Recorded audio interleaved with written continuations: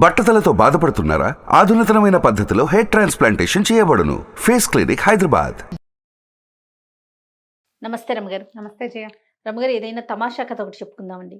పూర్వం ఒక సముద్ర తీరంలో ఒక చిన్న ఊరు ఉండేది. ఆ ఊళ్ళో ఒక రైతు ఉండేవాడు. ఆయన భలే తెలివైన వాడు, మహా తెలివి. ఆయనకు ఒక కొడుకు ఉండేవాడు. వాడు కొంచెం సామాన్యమైన వాడు, అంత తెలివి గలవాడు కాదు. మనం చూస్తుంటాం తెలివి గల నాన్నలకి సామాన్య కొడుకులు ఉంటారు. అవును కదా. అయితే కోడలు మాత్రం భలే తెలివైంది. ఓకే. హాయిగా కులాసాగా ఉండేవాళ్ళు, ఏదో పని చేసుకునేవాళ్ళు. రైతు ఏమో పొలం వెళ్ళేట, కొడుకు ఇంటి దగ్గర ఏదో పని ఉందని ఉండిపోయి ఒక కొడవలికి పిడి చెక్కుకుంటున్నట్ట. కొడవలికి ఇట్లా కర్ర దోపుతారు ఉంటారు కదా, కదా. అది చెక్కుతున్నాడు కూర్చొని. చెక్కుతుంటే ఒక ముగ్గురు నల్లటి మనుషులు వచ్చారట. బాగా నల్లగా ఉన్నారు. నల్లగా ఉండటం సామాన్యమే, ఇది బాగా కారు నలుపు అనమాట. వచ్చి మా రాజుగారు నేను తీసుకురమన్నారు. సముద్రపు రాజు, మా రాజు అంటే సముద్రపు రాజు. ఆయనకి ఒక పని ఉంది, నేను తీసుకురమ్మన్నారు, మాతో రమ్మన్నారు. రమ్మనేసరికల్లా సముద్రపు రాజుకి మేమేం పని చేస్తాం, ఏం పని చేయాలి అన్నాడు. ఒక తెలివైన పని చేయాలి, మా ఊళ్ళో ఎవ్వరికీ ఆ తెలివి లేదు, నీది ఏమైనా తెలివి ఉంటుందేమోనని నేను తీసుకెళ్ళడానికి వచ్చామన్నారు. అనేసరికి వీడన్నాడు, రైతు కొడుకు, తెలివి సంగతి వస్తే మా నాన్న చాలా తెలివైన వాడు, నాకంత తెలివి లేదు అని చెప్పాడు. చెప్పేసరికల్లా వాళ్ళు అన్నారు, సరే అయితే మీ నాన్నని తీసుకురా, మనం సముద్రంలోంచి వెళ్ళాలి, రేపొద్దున రేవు దగ్గరకు వచ్చేయండి, ఒడ్డుకు వచ్చేస్తే సరే సముద్రపొడ్డుకి మిమ్మల్ని తీసుకెళ్తామన్నారు. అనేసరికి సరే చీకటి పడ్డాక వాళ్ళ నాన్న వచ్చాడు. నాన్న వస్తే ఈ రైతు కొడుకు చెప్పాడు, నాన్న ఆ సముద్రపు రాజుగారి భటులట ముగ్గురు వచ్చారు, నల్లటి వాళ్ళు. వాళ్ళ రాజుగారి దగ్గరట ఏదో తెలివైన పని ఒకటి చేయాలట. మరి నీకంత తెలివి, నీకైతే తెలివి ఉంది, నాకంత లేదన్నాను, నేను తీసుకురమ్మన్నారు. రేపొద్దున వాళ్ళు రారు మన దగ్గరికి, మనమే వాళ్ళ దగ్గరికి వెళ్ళాలి, వెళ్దాం పద అన్నాడు. అనేసరికి వాళ్ళ నాన్న అన్నాడు, ఒరే ఏమిటో ఎవరో రా వాళ్ళు, సరిగ్గా కనుక్కున్నావా? ఏమిటంటే కనుక్కున్నా నాన్న, సముద్రపు రాజుట రమ్మన్నారంటే వాళ్ళ నాన్న అన్నాడు, బాబోయ్ వాని ఇంటి దాకా వస్తే ఎవరితోన్నా వెళ్ళొచ్చు, మళ్ళీ ఒడ్డు దాకా ఎవడు నడుస్తాడు, నా వల్ల కాదు నడవటము అని తిరగబడ్డాడు నాన్న. తిరగబడి కుర్రాడికి అదేమిటో తెలివిగల వాళ్ళ పనిని తనని పిలిచారు. తనంటే నాన్న పేరు చెప్పాడు అనుకో, కానీ తన్నే కదా ముందు అడిగారు, నాన్నని తీసుకెళ్ళాలని ఉంది. అదేదో తెలివైన పని, ఏదో ముట్ట చెప్తారు మంచి బహుమానం. వాళ్ళ ఆవిడతో చెప్పాడు, ఏమేమే నాన్న రానంటున్నాడు అంటే, ఎందుకు రాడు, ఏదో కథ చెప్పి తీసుకెళ్ళి, మీ నాన్నకి ఏదైనా మాట్లాడుతుంటే ఆయన మాటల్లో పడతాడు, నీకు అలసట తెలియకుండా నేను తీసుకెళ్తాను నాన్న అని చెప్పి మీ నాన్నని బయలుదేరి దిగి కథ చెప్తానంటే వస్తాడంటే, సరే పొద్దున్నే ఏమన్నాడు, నాన్న నీకు నడిచిన అలసట తెలియకుండా కథలు కబుర్లు నేను చెప్తాను, రా అని నాన్నని బయలుదేరితేశాడు. సరే నాన్న కొడుకు ఇద్దరు బయలుదేరారు. కోడలు చూస్తూనే ఉంది, తండ్రి కొడుకు కబుర్లు చెప్పుకుంటూ, తండ్రి కొడుకు ఆ కథ ఈ కథ, అడవిలో జరిగింది పిట్ట కథ పిచ్చి కథ చెప్పి రేవు దాకా తీసుకుపోయాడు నాన్న. ఆ రేవులో పరమ నాసిరకం పిచ్చి పడబోటి ఈ ముగ్గురు నల్ల దిబ్బల్లాంటి మనుషులు నుంచునున్నారు. తెలబడి బరి, ఇదేం పడవరా, ఇవేం మనుషులరా, రాక్షసులు ఏమిటోరా వీళ్ళు, నిజానికి అది రాక్షస రాజ్యమే. వాళ్ళు చెప్పాలా వీడికి, సముద్ర రాజు అని చెప్పారు వాళ్ళు. మరి వీళ్ళతోటి ఇప్పుడు వెళ్ళకపోతే, కనపడ్డాక మానేస్తే పారిపోతే, వాళ్ళు వెంబడిపడి పట్టుకుంటే, అవును, కొడితే చంపితే ఏం చేయాలి, సరే ఇంకేం చేస్తాం, ఇదేం పడవ పిచ్చి పడవ అన్నాడు వాళ్ళని. అనేసరికల్లా వాళ్ళు అన్నారు, అబ్బే కాదండి ఇది అత్యద్భుతమైన పడవ, మా దగ్గర ఉన్న పడవల్లో అన్నిటికంటే స్పీడ్గా వెళ్ళేది ఇదే అని చెప్పారు. ఈ బోడి మొహల్లా ఉన్నది స్పీడ్గా వెళ్తే వాళ్ళ దగ్గర ఎంత చెత్త కాని పడవలు ఉన్నాయో. సరేనని పడవ ఎక్కి కూర్చున్నారు. ఎక్కి కూర్చుంటే బోళ్ళంతసేపు ప్రయాణం చేశాక ఓ దీవి వచ్చింది, సముద్ర రాజ్యం అన్నారు. ఇంతకీ అది రాక్షస రాజ్యం.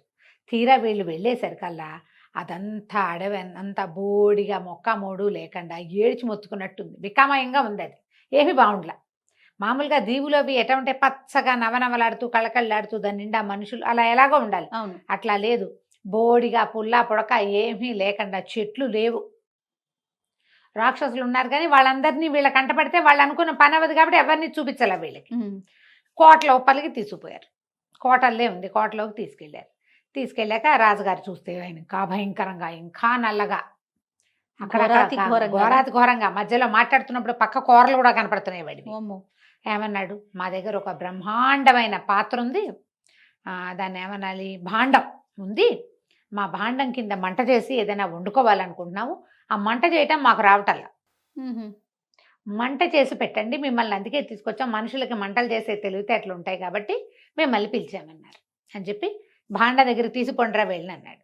తీరా వెళ్ళేసరికి ఒక పెద్ద గదిలో గది నిండా ఒక భాండం ఉంది. అంత పెద్దది, రాగిది, తోమబడి శుభ్రంగానే ఉంది. సరే నాన్న కొడుకు ఏం చేశారు, వీళ్ళు గదిలోకి వెళ్ళారు. రాక్షసులు బయట నుంచున్నారు. వీళ్ళిద్దరు ఆ భాండం చుట్టూతా తిరిగారు. తిరిగితే కొడుకన్నాడు, ఇదేమిటి నాన్న ఇంత గిన్నె ఎక్కడిది వీళ్ళకి అనేసరికల్లా ఆయన అన్నాడు, ఒరే ఇది మన రాజుగారి ముత్తాతదిరా, ఆయన దీని నిండా అన్నం వండిచ్చి అడిగిన వాళ్ళకి లేదనకుండా పెట్టేవాడు అక్షయ పాత్ర ఇది. ఈ రాక్షస వేధవులు ఎప్పుడో వాళ్ళని కొట్టో కోసం తీసుకొచ్చేశారు, ఏనాటి నుంచో వీళ్ళ దగ్గర ఉంది. ఈ కథలు మా చిన్నప్పుడు వినేవాళ్ళం, అక్షయ పాత్ర ఫలానా రంగు ఫలానా షేప్ అని తెలుసు ఆయనకి. ఇది అదని గుర్తుపట్టాడు. చుట్టూతా తిరిగి గదిలోంచి బయటకు వచ్చాడు. బయటకు వచ్చాక బయట ఉంచున్నారు రాక్షసులు.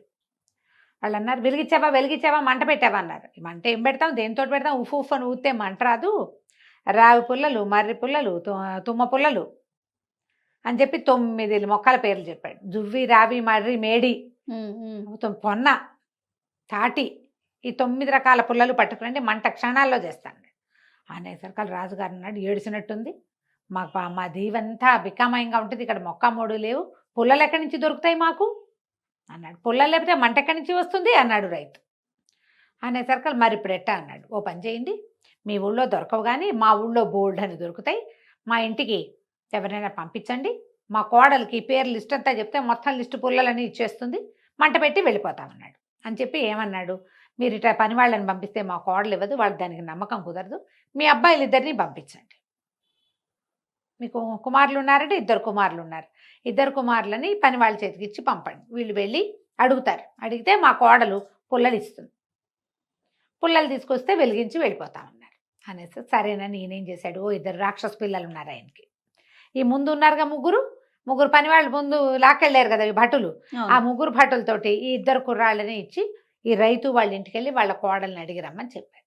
చెప్పేసరికి ఆ ఇంటికి తీసుకుపోయారు. ఓ రోజంతా ఒక అరపూట ప్రయాణం చేసి వాళ్ళ ఇంటికి వెళ్ళారు. కోడల దగ్గరికి వెళ్ళేసరికి కోడలు ఆశ్చర్యపోయింది. భర్త ముందు చెప్పాడు 3 నల్లటి వాళ్ళు వచ్చారండి, వీళ్ళు కూడా నల్లటి వాళ్ళే, వీళ్ళు కొంచెం రాజుగారి పిల్లలల్లే ఉన్నారు. బాగా ఆలోచించింది, వీళ్ళు ఎందుకు వస్తున్నారు మన ఇంటికి. వాళ్ళు వచ్చాక అన్నారు, ఏమమ్మా మా ఇంట్లో మంట పెట్టడానికి మీ మామగారికి మా దగ్గర పుల్లలు లేవు, అందుకని మీ ఇంట్లో ఉన్నాయట, ఆ పుల్లలు ఇవ్వమన్నాడు, మర్రి, రావి, జువ్వి, మేడి అని 9 లిస్టు చదివారు. ఈ అమ్మాయి అనుకుంది, ఏదో తిరకాసుంది, ఒక్క పుల్ల లేని ప్రదేశంలో మంట పెట్టడానికి ఎందుకు పిలిచారు, వీళ్ళని ఏం చేయబోతారో అక్కడ అని చెప్పి, సరే ఒక చీకటి కొట్టు, వాళ్ళు వడ్లు దాచుకునే కొట్టు ఒకటి ఉంది, వడ్ల కొట్టు, ఆ కొట్టు దగ్గరికి తీసుకెళ్ళి తాళం తీసి తలుపు గడి తీసి, బాబు మీరు అడిగిన పుల్లలన్నీ లోపల ఉన్నాయి, లోపలికి వెళ్ళి తెచ్చుకోండి అమ్మా అంది. 2 అబ్బాయిలు లోపలికి వెళ్ళారు. వెళ్ళగానే ఇది బయట గడి పెట్టి తాళం పెట్టేసింది. పెట్టేసి బయటికి వెళ్ళి,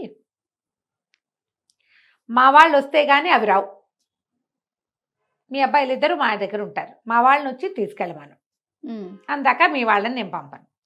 ఈ రాక్షసులకి ఏం చేయాలో తెలియలే. రాజుగారు ఉంటే ఐడియా చెప్తాడు, తమేం చేస్తారు, తాళం వేసేసింది, వీళ్ళకి ఆ తాళాలు గీలాలు తీయడాలు రావు.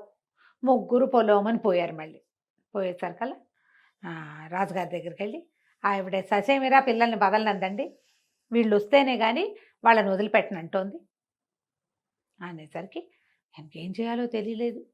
ఆయనకి 2 కొడుకులు ఉన్నారు. 2 పిల్లలు పోయి వాళ్ళ ఇంట్లో చీకటి కొట్లో కూర్చుని ఉంటే ఏం చేయటం, అవును, వాళ్ళంతటా వాళ్ళు పడవలెక్కి రాలేరు. ఒకవేళ రేపు వాళ్ళు వదిలేసిన వాళ్ళని తెచ్చుకోవాలి మనం, చిన్నపిల్లలు కదా, అవును, కుర్రాళ్ళు. అక్కడి నుంచి పొండి మీ 2, మీ కోడలు భలే తెలివైంది, మా పిల్లల్ని ఇరికిచ్చేసింది, పొండి అన్నాడు.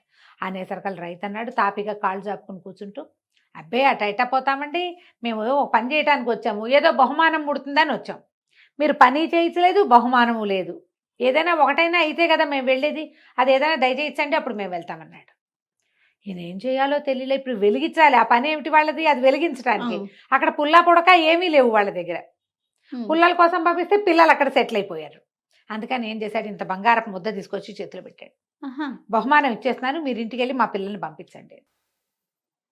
సరే మొత్తం మళ్ళీ 3 భటులు, రైతు, కొడుకు బంగారపు ముద్ద మోసుకుంటూ పడవెక్కి వెళ్ళిపోయారు, నాశరకం పడవ.